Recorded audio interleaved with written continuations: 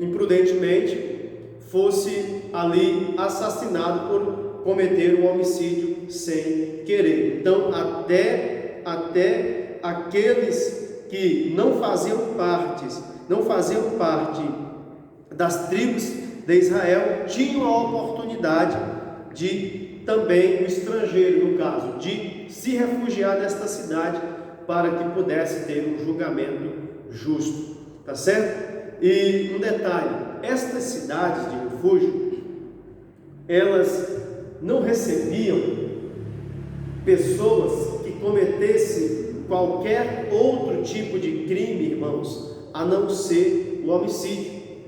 Era só para pessoas que cometessem homicídio culposo, aonde não tem intenção de matar. Não eram todos os crimes, mas era apenas homicídio culposo, aonde não há intenção de matar, para livrar da mão do vingador esta pessoa que imprudentemente tirou a vida do seu próximo.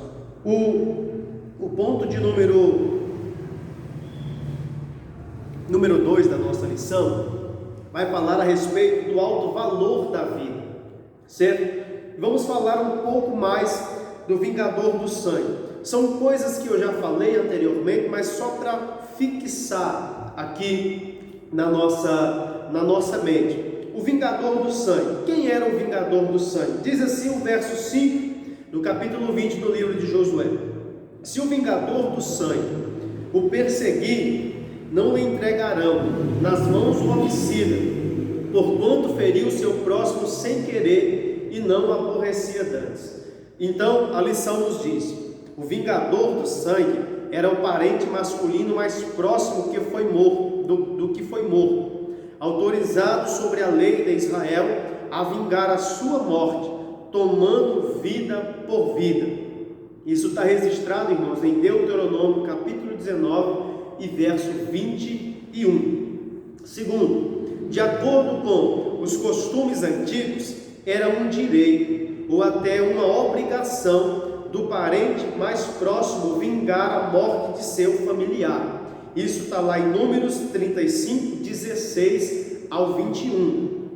Terceiro, quase sempre o homicida era morto apredejado, e a testemunha do crime era a primeira pessoa a lançar a pedra, seguido dos demais da família, do corpo e da comunidade.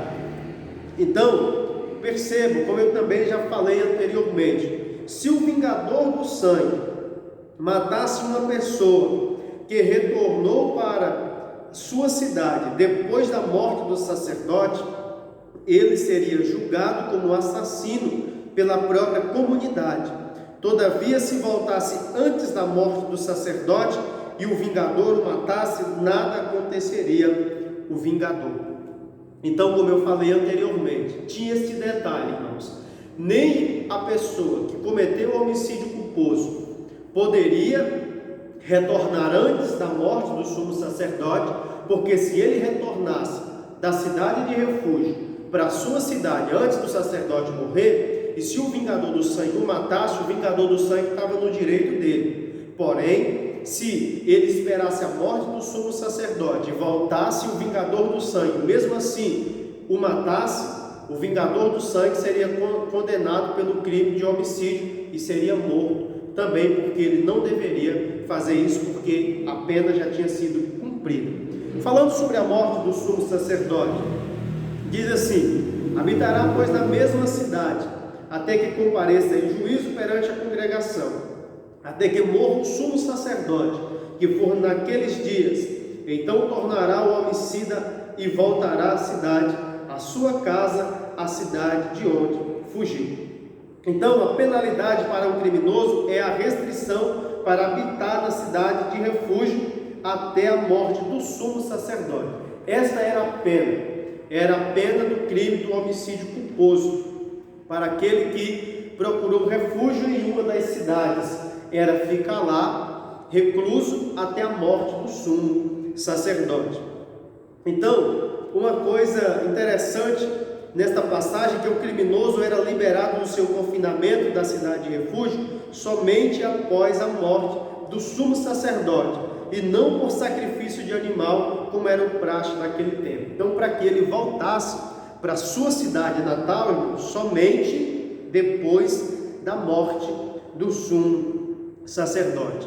Como eu disse, se ele deixasse a cidade antes e o vingador o encontrasse e o matasse, o vingador estaria no seu direito, porque ele descumpriu com a lei, tá certo? E se ele saísse no tempo certo e o vingador o matasse, agora o vingador ia responder pela vida dele, porque não poderia mais fazer isso, tá certo? Então, ponto 3, justiça e misericórdia de Deus.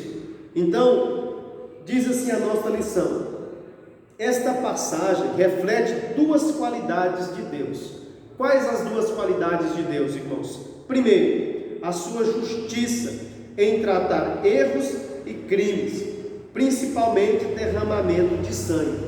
Então, esta passagem que mostra o Senhor instituindo a cidade de refúgio, tendo todo um procedimento a ser tomado para que uma vida não viesse a ser ceifada injustamente, comprova em primeiro lugar a justiça de Deus em tratar com os crimes, principalmente com o derramamento de sangue. Em segundo lugar, esta passagem nos mostra a misericórdia de Deus com que trata as pessoas, dando-lhe a oportunidade, levando em consideração a circunstância, tá certo? Então, mesmo que a pessoa tirou a vida de outra pessoa, mas foi de uma forma, irmão, não intencional, como nós falamos, o homicídio culposo é aquele homicídio onde não há a intenção de matar. Ele poderia ter sido evitado se houvesse uma cautela, se houvesse uma prudência, tá certo? Por parte daquele que o cometeu. Porém, por imprudência, por imprecisão, por negligência, aconteceu o homicídio culposo, aonde não teve a intenção de matar. Isso é muito comum no trânsito, tá certo? É muito comum onde duas pessoas elas estão ali manuseando um tipo de arma onde não tem perícia para trabalhar com esse instrumento e acaba um ferindo o outro por imprudência e por negligência. Isso é considerado um dos modelos de homicídio culposo, tá certo?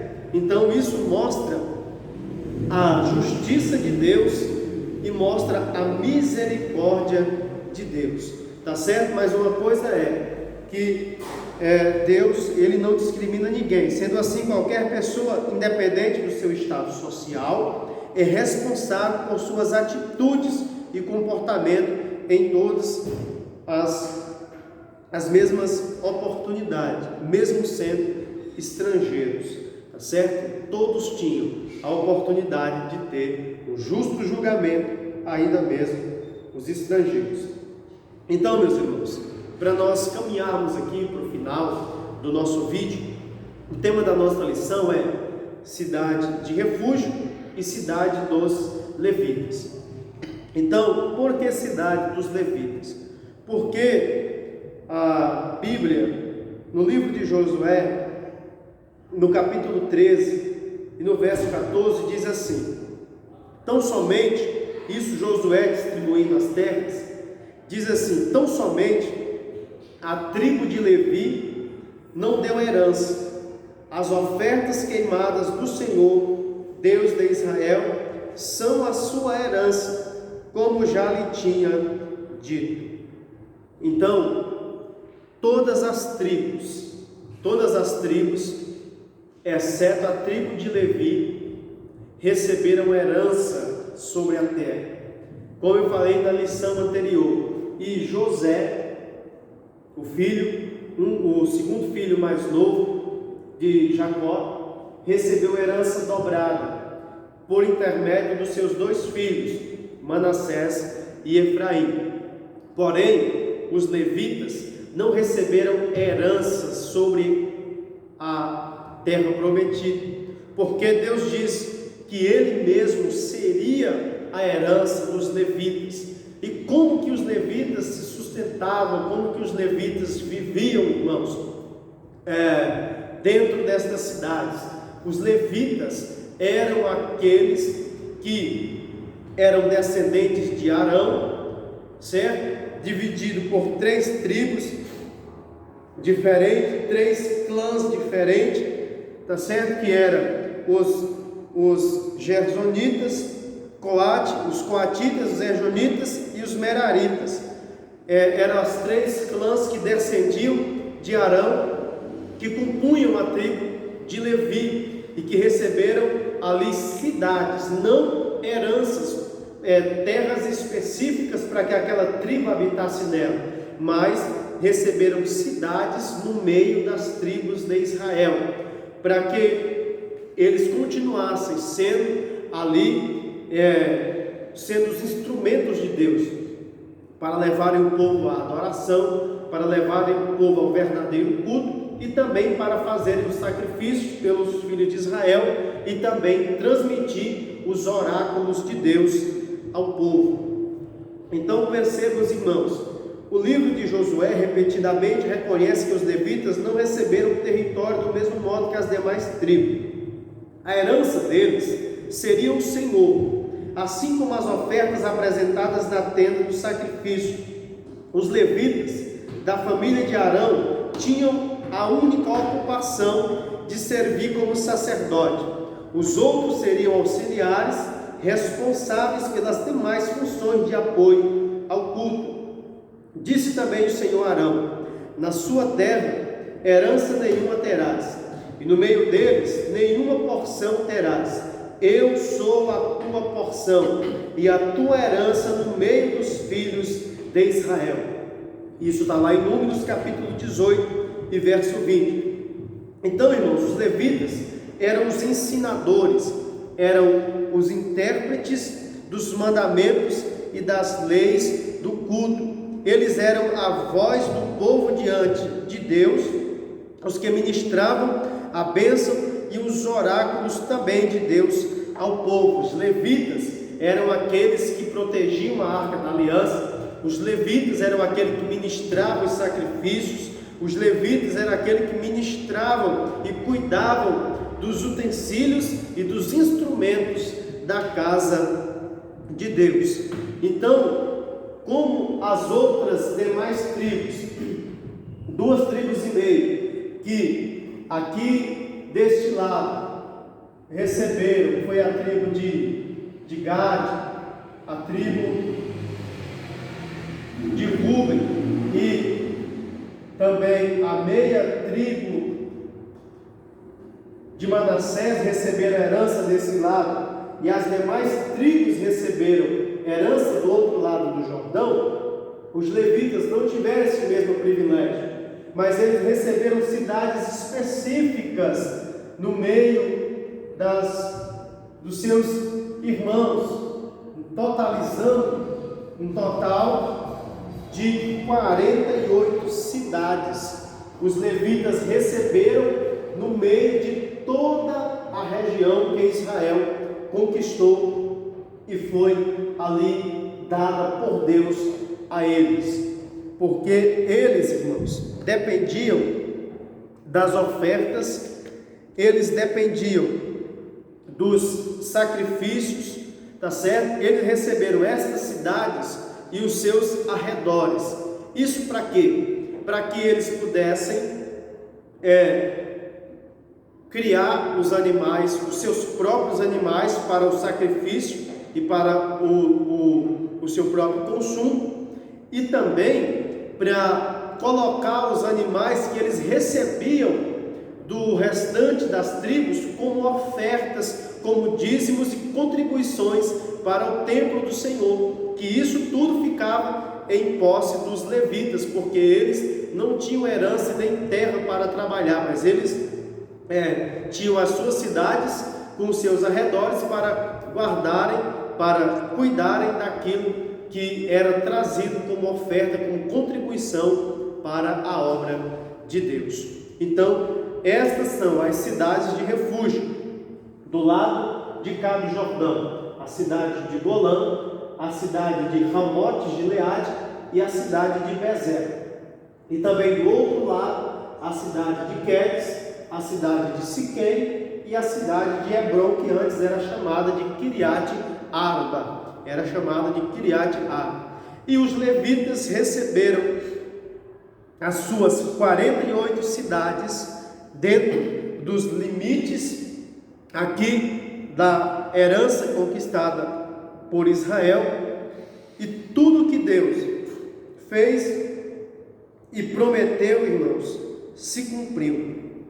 Nos versículos 43 a 45 é feita uma referência às promessas do Senhor quanto à terra, ao descanso, à vitória e às outras boas coisas. Todas estas certezas são declaradas como cumpridas.